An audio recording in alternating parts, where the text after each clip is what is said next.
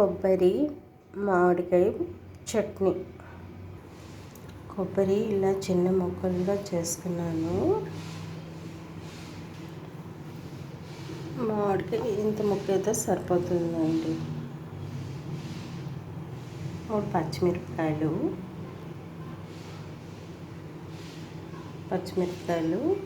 మామిడికాయలు కూడా చిన్న ముక్కలు కట్ చేసి మిక్సీ పట్టుకోవాలి. మామిడికాయలు కూడా చిన్న ముక్కలుగా కట్ చేసి మిక్సీలో వేసుకోవాలండి. పచ్చిమిరపకాయలు కాస్త ఫ్రై చేసుకోవాలి. కొంచెం ఫ్రై చేసి వాటిని కూడా మిక్సీలో వేయాలి.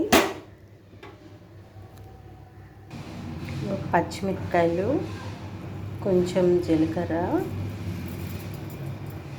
వేసి ఫైన్గా పేస్ట్ చేసుకోవాలి. ఇలా పేస్ట్ చేసుకొని ఇప్పుడు తిరగమూత వేసుకోవాలి. తిరగమూతకి ఆవాలు, మినప్పప్పు, కొంచెం మినప్పప్పు బ్రౌన్గా అవ్వాలండి. ఎండుమిరపకాయలు,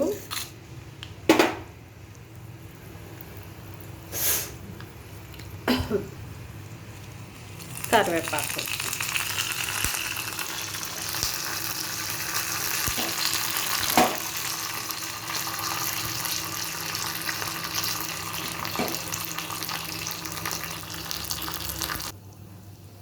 ఇంకో వేగిపోయిందండి.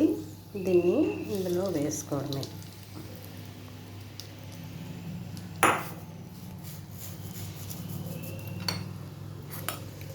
కొబ్బరి పచ్చి మామిడికాయ చట్నీ రెడీ.